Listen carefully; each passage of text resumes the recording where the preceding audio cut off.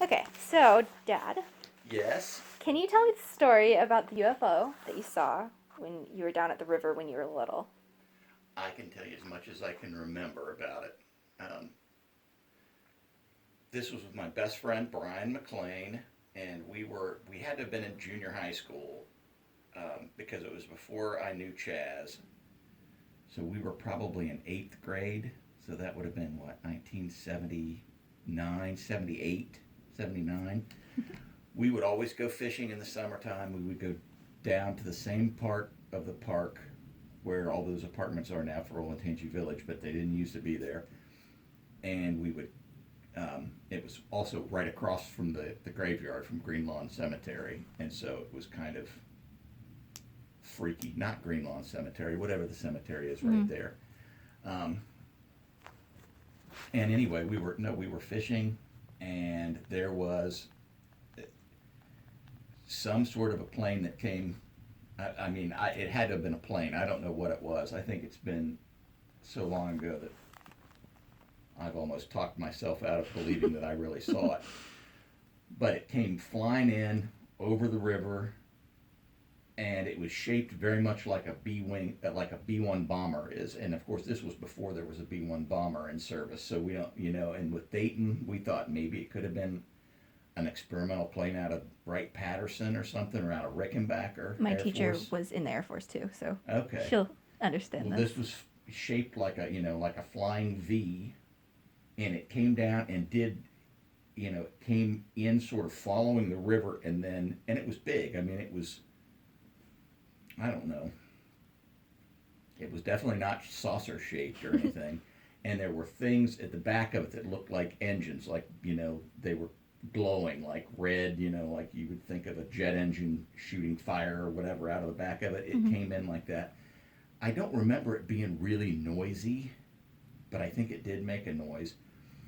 All I know is Brian and I, completely flipped out when we saw this thing because it came in and it like turned around near where we were and then took off. And we came ripping back up to the house here, and I tried to, I told your grandma about it. I tried calling the three news channels, channel 4, 6, and 10, and I'm sure they just were like, I don't even remember if we got through to anybody there. And Brian and I were just completely freaked out by it. Yeah. And it's one of those things we talked about, and we still, to this day, sometimes we'll mention it, and he and I just look at each other like, yeah, it was something, and it was not something that you're used to seeing while you're fishing at night. Yeah. So I don't know what it was. All right. So, can you also tell me the story about that liquefied turtle? That was disgusting. Your Uncle Jim and I were in a swamp somewhere on the border of Florida and Georgia. In fact, I do remember that at one point he said, we're technically in Florida right now. And it was the first time I'd ever been in Florida, and of course there were no signs or anything because we were in the middle of nowhere. And this was when he had just started working for the Georgia Wildlife magazine. And we were wood duck hunting. So we were literally walking through, it's like something you'd see right out of a movie, that one of those like mangrove swamps where there was moss hanging off trees, and there was water. All the water was about ankle to knee deep. And we were just cruising along, and at one point I had seen a turkey, and it's the first time turkeys are smart. This turkey came up and it saw me, and then it walked between me and the tree and walked straight away from the tree so that I couldn't see it unless I'd like look around the tree. And anyhow, we were, my uncle was talking to me about the turkey. He was like 20 or 30 feet ahead of me. And we were just walking slowly, trying to see if we could jump some wood ducks. And I just saw a turtle, and I thought this was a live turtle that had just pulled into its shell. And I picked it up and I had some gloves on, and it was cold in the swamp. I had like gloves and a long sleeve shirt. I picked the turtle up, and I picked it up so that I was looking at the bottom of its shell, and all this just green, decayed goo slimed right down my glove and up the arm of my sleeve. And I, of course, smelled it, and it smelled like death. I was like, think I buried the gloves right there.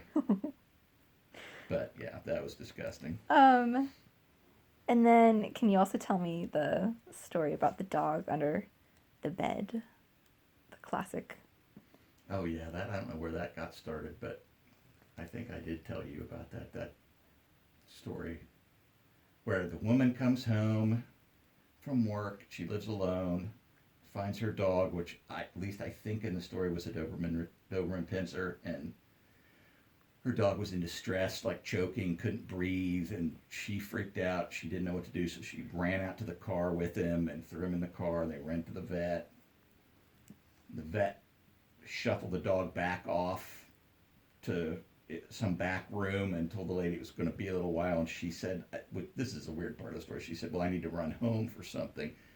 And so she runs home, and when she gets home, the phone rings, and it's the vet's office. And she's like, what? She thought her dog had died or something. And they said, are you at home? And she's like, yes. And they said, you need to get out of the house. And she's like, why? Because your dog had 2 fingers in its throat. And so there was supposedly some guy hiding like under the bed who had 2 fingers ripped off by this Doberman. So, yeah, creepy. Yep. Okay, so you told me those stories when I was little, and they kind of freaked me out. That was my goal. So can you remember any stories that you were told that made you feel kind of that way? My favorite story that I remember is kind of a supernatural story, and that's of your Aunt Saskia, who is now what? She's probably in her late 70s or early 80s. And she, as you know, was born and raised in Paris. Her father was Armenian, and he was a jeweler. That was his main occupation. When he died, he'd left her a really valuable number of jewels and coins, old coins, like pieces of 8 and stuff like that. This is what I heard. I've never seen them. Uh-huh.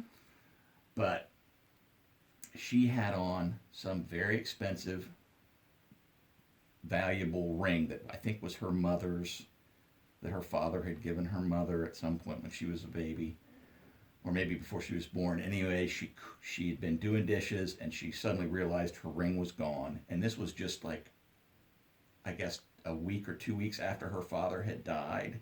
She'd flown over to Paris, and that's where she'd gotten this stuff. That's why she had this ring on. So she realized her ring was gone. She completely, flipped out. She and Uncle Jim tore the house apart looking for it. He tore the sink apart, took the plumbing apart looking for it. They spent, I think it was over 3 or 4 days. Mm-hmm. And they even called the plumber in to snake things out and look to see where it was. She couldn't find it. She was extremely upset towards the end of the 3rd day, and she, I guess, was exhausted from all this stuff, and she went up. She was by herself. Jim had been at work or something, and she went upstairs and sat down on the edge of her bed in the bedroom and said, Papa, if you want me to have that ring, you're going to have to show me where to look. And literally, within 3 seconds of her saying that, she heard something hit the carpet.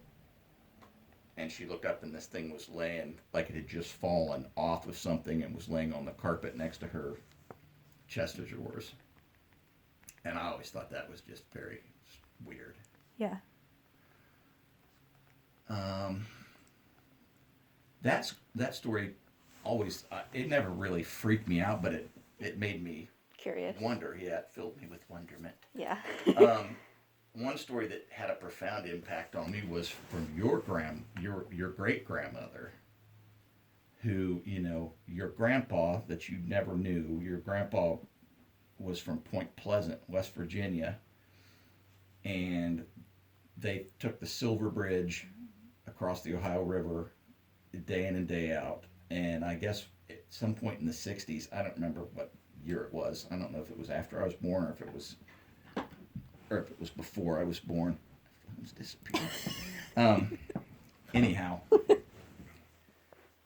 she told me the story of that bridge collapsing, and I guess it collapsed at rush hour, and they knew people that were on the bridge that drowned, whose cars went into the river.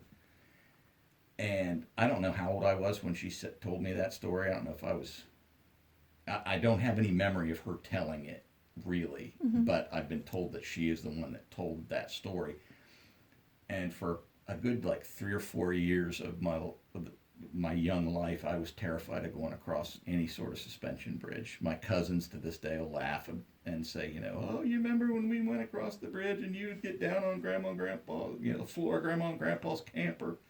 Because, and it's true, I was just terrified that a Yeah. bridge was going to collapse and I was going to drown, unable to get out of a car, which seemed like a horrible way to die to me. Yeah. So that story, especially, that just made you like that scared you about bridges for a little while. Yes. And how does it make you feel now? Like, I still, anytime I go over or approach a giant bridge like that, it always goes through my mind. I always yeah. think, well, but I'm older now and just figure, well, if it's going to kill me, it's going to kill me. So Well, it doesn't cause me to not go across a bridge, yeah. but I still think about it when I go across and think, I'll even do things like make sure the door's unlocked or like if I'm a passenger, I'll put my hand on the door so I think I can like maybe open it while we're in Get out. midair. Uh, Oh man. so All right. Well, thank you. you're welcome.